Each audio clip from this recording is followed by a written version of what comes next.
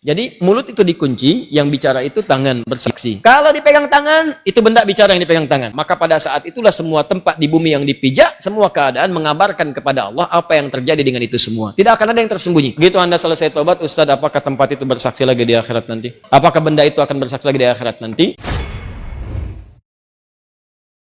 Apakah ketika kita bertobat dengan sungguh-sungguh, benda, tempat, apapun yang pernah kita pakai, kita kunjungi dan bersaksi jika sudah pernah membawa atau digunakan untuk keburukan. Maksudnya, kalau Anda pernah bermaksiat, atau orang lain lah, jangan Anda, kalau seseorang pernah berbuat maksiat di satu tempat atau menggunakan satu benda, apakah kalau bertobat benda itu dan tempat itu akan bersaksi lagi di hari kiamat akan maksiat yang pernah dikerjakan?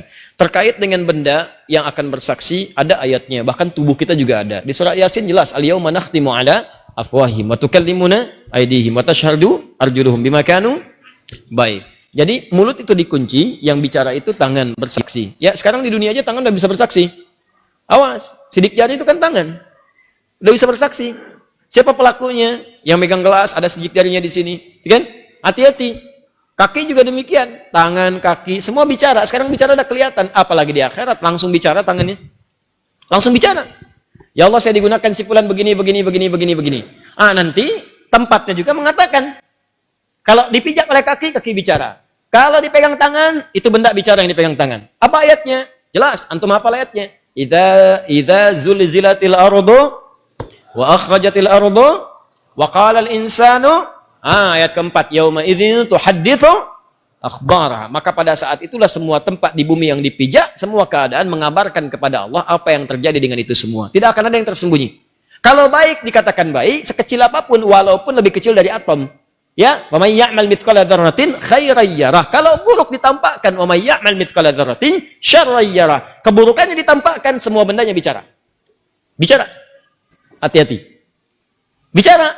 Awas di kantor, meja yang jadi kemudian tumpuan komputer. Tangan Anda mengetik di situ. Masuk angka nggak benar. Sesuatu yang curang. Angkanya berubah. Hati-hati, salah. Anda dapat gaji berubah. Gaji 172, hilang satunya, 72-nya muncul. Ya, hati-hati. Gaji 53, 53-nya tertulis tambah 5 lagi misalnya kan? Nah, itu nggak benar. Nanti itu akan bersaksi, tangannya bicara, komputernya bicara, semua bicara. Dan memberatkan timbangan Anda di akhirat nanti dalam keburukan. Semua. Anda jalan di mobil bermaksiat, awas hati-hati. Mobilnya mobil dinas, fasilitas-fasilitas negara, tanpa izin dipakai kebutuhan pribadi. Awas, itu bicara nanti. Kemudian Anda tobat, ya Allah saya salah. Ya Allah saya salah. Ya Allah saya salah. Ya Allah saya salah hitung. Ya Allah saya salah tempatkan. Ya Allah salah saya begini. Ya Allah saya salah begitu. Ya Allah saya begini. Salah, tobat. Begitu Anda selesai tobat, Ustaz, apakah tempat itu bersaksi lagi di akhirat nanti?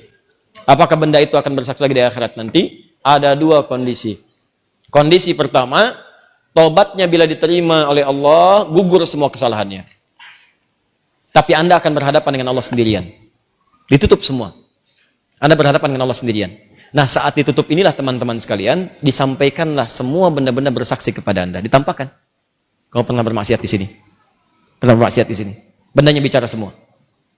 Tapi ditutup dari orang lain. Hanya Anda dengan Allah saja.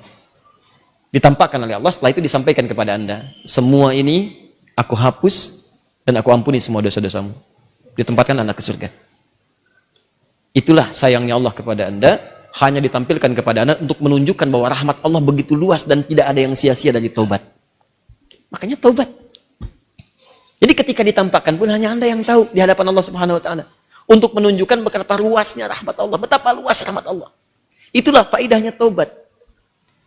Sebab kalau nggak begitu kadang-kadang nggak kerasa. Sama Anda berbuat salah, ada CCTV nih. Bos Anda melihat. Tanpa sepengetahuan karyawan lain dipanggil Anda ke ruangan bos Anda. Dikatakan, kamu berbuat salah ya.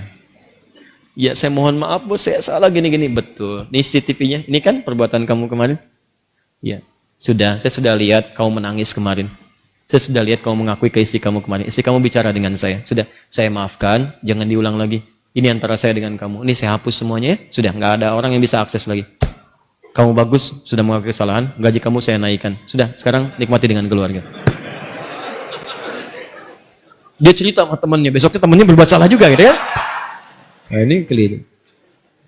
Paham ya?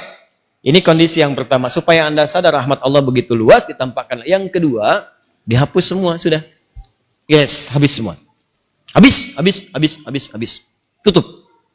Jadi begitu dia tobat, benda nggak bicara lagi, tempat nggak bicara lagi, selesai aja, habis semuanya, habis, selesai. Ya, sudah. Begitu dihisab, bahkan ada di antara mereka yang masuk surga tanpa hisab. Ada. Apa tidak pernah kita berpikir sejenak tentang orang-orang yang masuk Islam di zaman Nabi? Nggak pernahkah Anda membaca kisahnya Umar bin Khattab? Tidak pernahkah Anda membaca kisahnya misalnya Jundub bin Junadah menjadi Abu Dzar Al-Ghifari? Pernahkah Anda kenal dengar kisahnya Khalid bin Walid? Bukankah mereka orang-orang yang pernah menentang Nabi sebelumnya? Pernahkah mereka bermaksiat sebelumnya? Pernahkah mereka kemudian maksiatnya lebih bahkan dari apa yang dikerjakan orang sekarang? Tapi pernahkah Anda mendengar kisah di antara orang-orang yang masuk surga tanpa hisab ada nama mereka di situ? Dan dihapuskan oleh Allah semua kesalahannya tanpa ditampakkan kembali. Maka pertanyaannya apa amalan mereka setelah itu? Amalan mereka setelah bertobat, mereka meningkatkan takwa kepada Allah. Karena itu di surah Al-Anfal ayat ke-29 Allah berjanji, siapa yang mampu meningkatkan takwanya kepada Allah, maka Allah akan nukaffir anhu sayyiatihim. Allah akan hapus semua kesalahannya. Hapus sampai tidak bersisa sama sekali lagi. Maka dihapuskan keseluruhannya, menghadap kepada Allah tanpa diungkit-ungkit kesalahannya, langsung kemudian dengan hisab amalannya dimasukkan ke dalam surganya Allah Subhanahu wa taala. Termasuk yang demikian juga yang suka menutup aib orang lain. Ya, tutup aib juga di rumah tangga. Bu ya, mohon maaf saya sebutkan ke ibu karena di surah An-Nisa surah keempat ayat 34 itu disebutkan di antara sifat perempuan itu ya disebut dengan nisa. Apa di antaranya? Karena gemar menceritakan apa yang dirasakan. Nah di ayat 34 itu ada anjuran. Kata Allah, hafizatun lil ghaibi bima hafizallah. Perempuan yang baik itu, istri yang baik, menjaga nama baik keluarga dan suami, terutama ketika tidak sedang bersamanya. Jadi kalau ada aib di rumah, jangan dibuka, Bu. Kata Allah, saya sudah tutup. Jadi kalau ada yang menyebarkan aib rumah tangga Anda keluar, yang disalahkan, jangan yang menyebarkan. Anda dulu istighfar, kenapa Anda buka? Kata Allah, saya sudah tutup, kenapa kamu buka? Kalau kamu tutup, saya tutup sampai kiamat. Cuman kamu buka sekarang. Akhirnya jadi repot lagi. Masalah Anda di rumah sudah selesai, di luar rumah obrolan jadi banyak. Oh, hati-hati nih, hati-hati. Kadang-kadang judulnya pengajian, memang pengajian, tapi yang dibicarakan bukan materi pengajian. Pengajian belum dimulai, tanya jawabnya sudah berlangsung.